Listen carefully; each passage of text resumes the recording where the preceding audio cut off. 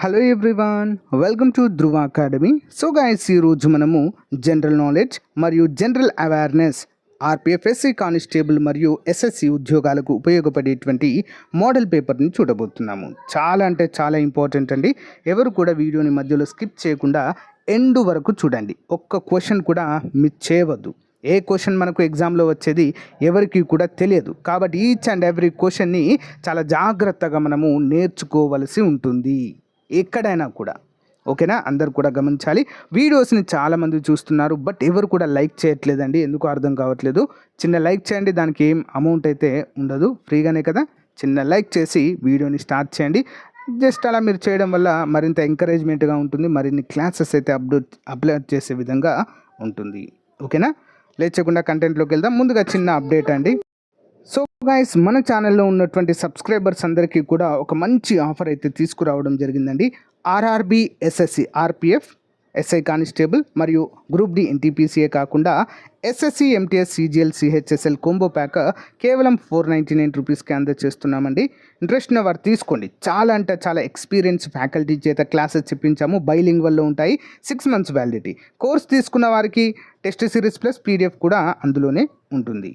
లేదా మాకు complete test series కావాలంటే 99 రూపీస్కి తీసుకోండి ఫ్రెండ్స్. ప్రతి ఒక్కరి దగ్గర ఈ టెస్ట్ సిరీస్ ఉండేలా చూసుకోండి ఫ్రెండ్స్. ముందే చెప్తున్నాను, మొత్తం 50,000 ప్రశ్నలతో, 50 నుంచి 30 నుంచి 50,000 ప్రశ్నలతో క్వశ్చన్స్ అయితే ఉంటాయి. Each and every topic, each and every subject నుంచి మరి బిడ్ బ్యాంక్ అయితే అందుబాటులో ఉంటుందండి. ఎన్నిసార్లైనా మీరు ఎగ్జామ్ రాసుకోవచ్చు. ఈచ్ అండ్ ఎవ్రీ టాపిక్ సంబంధించి ఉచితంగా పీడిఎఫ్ కూడా అందచేయడం జరుగుతుంది. కేవలం 99 రూపాయలకు 1 year వ్యాలిడిటీ అండి.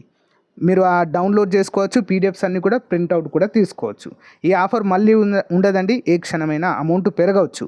యాక్చువల్గా అయితే 500 రూపీస్ టెస్ట్ సిరీస్ని జస్ట్ 99 రూపీస్కే ఇస్తున్నాము. ఉపయోగించుకోండి. ఓకేనా? ఏ విధంగా తీసుకోవాలంటే యాప్ లింక్ వీడియో డిస్క్రిప్షన్లో ఉంటుంది. ఒకవేళ మీకు యాప్ లింక్ కావాలంటే కామెంట్ పెట్టండి, పంపిస్తాను. యాప్ డౌన్లోడ్ చేసుకొని మీ మొబైల్ నెంబర్తో రిజిస్టర్ అయ్యి స్టోర్ ఆప్షన్లో కోర్సు పర్చేస్ చేయండి. ఓకేనా? All the best. Question number 1 చూద్దాము. ఒక చుట్టలోని విద్యుత్ ప్రవాహ మార్పు తీగలో ప్రేరణ ఏర్పడడాన్ని డాష్ అంటారు. ఒక చుట్టలోని విద్యుత్ ప్రవాహ మార్పు వలన తీగలో ప్రేరణ ఏర్పడడాన్ని డాష్ అంటారు. ఏమంటారండి? ఆప్షన్ 2 స్వయం ప్రేరణ అనేటువంటి పేరుతో పిలుస్తాము. ఓకే, స్వయం ప్రేరణ. ఇంపార్టెంట్ క్వశ్చన్ అండి. Next one. ప్రపంచంలో అత్యున్నత పౌర పురస్కారం ఏది క్రింది వాటిలో? ప్రపంచంలో అత్యున్నత పౌర పురస్కారము ఏంటండి? ఆన్సర్ ఆప్షన్ 4 నోబెల్ ప్రైజ్ అండి. Nobel prize. సో మరి భారతదేశంలో నోబెల్ ప్రైజ్ పొందినటువంటి మొదటి వ్యక్తి ఎవరో కామెంట్ రూపంలో తెలియచేయండి ప్రతి ఒక్కరు కూడా. ఇది మీ యొక్క జీకే క్వశ్చన్ ఈ రోజుకి. ఓకేనా? 1913 సంవత్సరంలో బెంగాల్ నుంచి సాహిత్య విభాగంలో ఈ అవార్డు రావడం జరిగింది. మరి వారి పేరేంటి? మీకు తెలియకపోతే నోబెల్ ప్రైజ్ అని చెప్పేసి కామెంట్ పెట్టండి, నేనైనా ఆన్సర్ చెప్తాను. But most important. Okay, next one. Green house effect అంటే ఏంటి? Green house effect. Answer option 1 వాతావరణంలో కార్బన్ డైఆక్సైడ్ వలన భూమి వేడెక్కడము. వాతావరణంలో 0.03% మాత్రమే కార్బన్ డైఆక్సైడ్ అనేది ఉంటుందండి. సో చాలా తక్కువ మోతాదులో ఉన్నప్పటికీ కూడా భూమిని వేడెక్కించేలా చేస్తుందండి. ఓకేనా? Next one. ఈ క్రింది వానిలో పెప్టైడ్ హార్మోన్ ఏది? పెప్టైడ్. ఆన్సర్ ఆప్షన్ 4 అండి. పైవన్నీ కూడా పిట్యూటరీ గ్రంథి మరియు హైపోథాలమస్ నుంచి విడుదలయ్యే హార్మోన్ను పెప్టైడ్ అంటారు. పారాథైరాయిడ్ మరియు క్లోమం నుంచి విడుదలయ్యే హార్మోన్ను కూడా మరి పెప్టైడ్ అంటారు. స్త్రీ బీజ కోశం మరియు జరాయువు స్రవించే హార్మోను, ఇవన్నిటిని కూడా పెప్టైడ్ హార్మోన్ అనేటువంటి పేరుతో పిలుస్తాము. Next one. క్రింది వాటిని జతపరచుము. భరతనాట్యము, కూచిపూడి, కథాకళి, ఒడిస్సీ. మరి ఏ రాష్ట్రాలలో ఈ యొక్క సాంప్రదాయ నృత్యాలు ప్రసిద్ధి అండి? ముఖ్యంగా భరతనాట్యం చూసినట్లయితే తమిళనాడు యొక్క సాంప్రదాయ నృత్యం ఇది. కూచిపూడి ఆంధ్రప్రదేశ్ యొక్క సాంప్రదాయ నృత్యము. కథాకళి కేరళ. ఒడిషా రాష్ట్రంలో ప్రసిద్ధి చెందినటువంటి సాంప్రదాయ నృత్యాలు. Next one. గ్రహాలకు సంబంధించి సరైనది లేదా సరైన వాటిని గుర్తించుము. గ్రహాలకు సంబంధించి ఆప్షన్ 1 ఇవి స్వయం ప్రకాశితాలు కావు. సూర్యుని నుండి కాంతి పడి పరావర్తనం చెందడం ద్వారా అవి ప్రకాశిస్తాయి. పరిభ్రమించే వాటిని గ్రహాలు అంటారు. ఆన్సర్ ఆప్షన్ 4 అన్నీ కూడా సరైన సమాధానాలే. వీటికి స్వయంగా ప్రకాశించే శక్తి ఉండదు. ఫర్ ఎగ్జాంపుల్, బెస్ట్ ఎగ్జాంపుల్ ఏంటి? మన భూమికి ఉన్నటువంటి ఏకైక ఉపగ్రహము చంద్రుడు అండి. ఓకేనా? ఇది స్వయంగా ప్రకాశిస్తుందా? లేదు. సూర్యుడి నుంచి వచ్చేటువంటి కాంతి దీనిపైన పడి మరి అది వెలుగుతున్నట్లుగా మనకైతే కనిపిస్తుంది. అంతే, సింపుల్. Okay, next one. భారతదేశంలో మొట్టమొదటి అంతర్జాతీయ ఫిల్మ్ ఫెస్టివల్ను ఎక్కడ నిర్వహించారు? అంతర్జాతీయ ఫిల్మ్ ఫెస్టివల్. ఆప్షన్ 1 బొంబాయి. 1952లో అంతర్జాతీయ ఫిల్మ్ ఫెస్టివల్ని నిర్వహించడం జరిగింది ఫర్ ద ఫస్ట్ టైం, మొదటిసారిగా.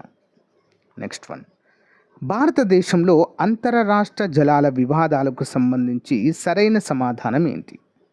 అంతర్రాష్ట్ర జల వివాదాల పరిష్కారాలకు సంబంధించి లేదా వివాదాలకు సంబంధించి సరైన సమాధానం ఆప్షన్ 2 అండి.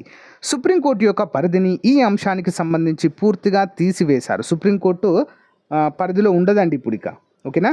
మరి అంతర్రాష్ట్ర జలాలకు సంబంధించి ప్రత్యేక ట్రిబ్యునల్స్ ఉంటాయి. ఓకేనా? ఇది ఒకటి మాత్రం సరైనది కాదు. ఓకే, రాజ్యాంగంలోని 262వ అధికరణం ఈ అంశాన్ని వివరిస్తుంది. ట్రిబ్యునల్ యొక్క తీర్పును అమలు చేయడంలో సుప్రీంకోర్టు కల్పించవచ్చు ట్రిబ్యునల్స్కి. 262 అధికరణ ప్రకారము అంతర్రాష్ట్ర జలాల వివాద చట్టం 1956లో చేయడం అయితే జరిగింది. ఓకేనా? ఇంపార్టెంట్ క్వశ్చన్ అండి. సరైనది కాదు, ఆప్షన్ 2 మాత్రమే.